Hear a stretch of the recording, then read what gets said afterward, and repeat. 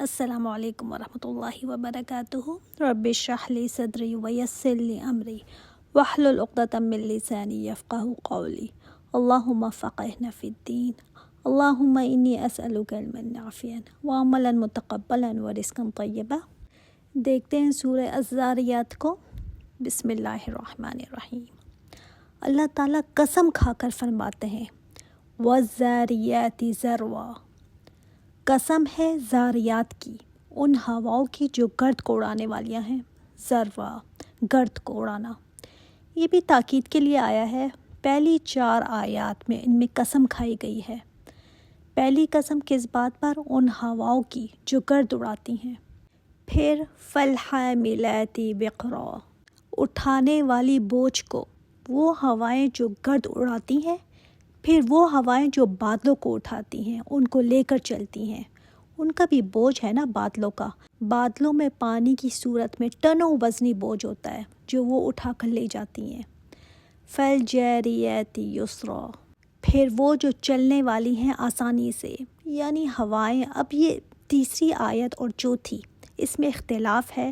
کچھ مفسرین اس سے ہوائیں مطلب لیا ہے اور کچھ نے اس سے جاریات مراد کشتیاں لی ہیں۔ تو مطلب پھر ہو جائے گا کہ ان کشتیوں کی قسم جو چلنے والی ہیں آسانی سے۔ فالمقسمات امرا، پھر تقسیم کرنے والے ہیں کام کو، مطلب فرشتے جو اللہ کے حکموں کے مطابق مخلوق کے درمیان تقسیم کرتے ہیں بارش کو، پانی کو، رزق کو۔ اچھا، یہ روایت ضعیف لی جاتی ہے، اصل معنی ہوا کا ہی ہے، کیونکہ جب فا آ جاتا ہے نا، جیسے فالجاریات یسرا، فالمقسمات امرا، تو یہ جو ہے نا ایک بات سیکوینس میں ہو رہی ہے۔ اس سے بھی یہ پتہ چلتا ہے کہ یہ بات ہوئی پھر یہ بات ہوئی، تو یہاں پر ہواؤں کا ہی معنی بنتا ہے۔ اب اللہ تعالیٰ نے قسم کھائی ہے ہواؤں کی۔ قسم کا مطلب یہ نہیں ہوتا کہ اللہ تعالیٰ اس لیے قسم کھا رہے ہیں کہ وہ چیز بہت ہی عظمت والی، تعظیم والی ہے، ضروری نہیں ہے۔ یہ قسم کا مطلب اللہ تعالیٰ گواہ بنا رہے ہیں، گواہ بنا رہے ہیں ان ہواؤں کو جو گرد اڑاتی ہیں۔ گرد اڑاتے ہوئے پھر وہ بادلوں کو لے کر جاتی ہیں، آگے سے آگے، پھر آسانی سے چلنے والی ہیں یہ ہوائیں۔ اب آپ دیکھیں نا، کچھ ہوائیں بہت زیادہ تیز سخت چلتی ہیں اور کچھ ہوائیں بہت ہی آسانی سے نرم چلتی ہیں۔ ایسی ہوائیں بارش کے آنے سے پہلے بارش کی ایک خبر بھی دیتی ہیں۔ بارش سے پہلے ٹھنڈی ٹھنڈی ایک نرم ہوائیں چلتی ہیں، تو یہ بارش کا پتہ دے رہی ہوتی ہے۔ پھر یہ تقسیم بھی کرتی ہیں امر کو۔ امر مطلب کام، مطلب کہیں تھوڑی بارش ہونی ہے، کہیں بہت زیادہ ہونی ہے، کہیں ہوتی ہی نہیں، صرف قطرے گرتے ہیں، تو یہ تقسیم کرتی ہیں اللہ کے حکم کو۔ جہاں جہاں کرنا ہوتا ہے نا، بس وہیں پر ایکوریٹلی کرتی ہیں۔ تو ان 4 آیات میں اللہ تعالیٰ نے قسم کھائی ہے ہواؤں کی ہی۔ اور کس بات پر قسم کھائی گئی ہے، وہ بات اہم ہے۔ یہ دیکھنے کی بات ہے کہ کس بات پر قسم کھائی گئی ہے، اور یہ سارا سمجھ لیں بارش کا ہی پروسیس ہے۔ اب تو سائنس بھی بتاتی ہے کہ واٹر سائیکل کیسے چلتا ہے، کیسے ہوائیں بخارات کی شکل میں سمندر سے پانی کو اٹھاتی ہیں، پھر بادلوں میں وہ پانی ہوتا ہے، کیسے ہوائیں ان بادلوں کو لے کر چلتی ہیں، اور جب پانی ایویپوریٹ ہو کر اوپر جاتا ہے، وہ بھی ہواؤں کے زور پر جاتا ہے۔ پھر بادلوں نے جہاں پر برسنا ہوتا ہے، ہوا وہاں تک ان بادلوں کو لے کر جاتی ہیں۔ پھر کہاں کتنی بارش کرنی ہے، یہ ہوائیں آگے اور دوسری جگہ بادلوں کو لے کر جاتی ہیں۔ تو ہواؤں کا کتنا عمل دخل ہے نا اس میں، غور کیا آپ نے؟ ان ہواؤں کی اللہ تعالیٰ نے قسم کھا کر فرمایا ہے انما توعدون لصادق، یقیناً جس کا تم سے وعدہ کیا جاتا ہے وہ سچ ہے۔ کون سا وعدہ؟ اتنی قسمیں کھانے کے بعد اللہ تعالیٰ نے فرمایا کہ وہ جس کا وعدہ تمہیں دیا گیا ہے نا، یعنی قیامت، یہ سچی خبر ہے، یہ بات بالکل سچی ہے۔ یہ جزا سزا کا دن آنے والا ہے، ہو کر ہی رہے گا، یہ آخرت کا دن، فیصلے کا دن آ کر ہی رہے گا۔ وَإِنَّ الدِّينَ لَوَاقِعٌ، اور بے شک بدلے کا دن، اعمال کا بدلہ، وہ دن واقع ہونے والا ہے، ضرور آئے گا وہ دن، اعمال کا بدلہ دیا جائے گا تمہیں۔ اتنی قسمیں کھا کر اللہ تعالیٰ نے یہ بات فرمائی ہے۔ انسان کو دیکھنا چاہیے کہ جو قسم کھا رہا ہے نا، کتنی عظمت والا ہے وہ رب قسم کھا لے کسی چیز پر، کیا پھر اس چیز کے نہ ہونے کا کوئی چانس رہ جاتا ہے؟ کیا کوئی چانس رہ جاتا ہے کہ نہیں آئے گا وہ دن؟ قسم تو آدمی بھی کھا لینا تو بندے کو ہوتا ہے کہ یہ تو بڑا سچا آدمی ہے، اس نے قسم کھا لی ہے، اور کہاں کہ اللہ تعالیٰ قسم کھا لے، جس کو تو صرف کن کہنا ہے اور وہ ہو جانا ہے۔ پھر بھی جو شک کرے نا، تو ابن عباس فرماتے ہیں کہ شک کرنے والے ملعون ہیں۔ دیکھیے تو صحیح نا کہ قسم کس نے کھائی ہے، اور پھر بھی لوگ شک کریں، یقین نہ کریں اس بات پر۔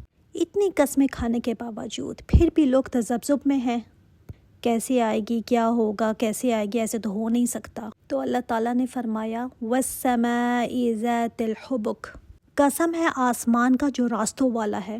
اس آسمان کی اللہ تعالیٰ نے قسم کھائی ہے جس میں راستے ہیں۔ کون سے راستے ہیں؟ اس وقت تو شاید لوگوں کو پتہ نہ ہو، مگر آج اچھی طرح علم ہے کہ آسمان میں راستے بھی بنے ہیں۔ ان راستوں پر آپ کے ستارے، سیارے اپنے آربٹس میں چلتے ہیں۔ تو وہ کیا ہیں؟ حبک ہے نا، راستے ہیں، اپنے اپنے راستوں پر چل رہے ہیں وہ۔ اور حبک دھاریوں کو بھی کہتے ہیں۔ جب ہوائیں چلتی ہیں تو ریت کے ٹیلوں پر آپ نے دیکھا ہوگا، اس پر لہریں سی پڑ جاتی ہیں۔ اس طرح بادلوں میں بھی پڑ جاتی ہیں، آسمان میں بھی پڑ جاتی ہیں۔ کیسے کہ جب ہوائیں چلتی ہیں نا تو بادل مختلف شیپس میں، فارمز میں بن جاتے ہیں۔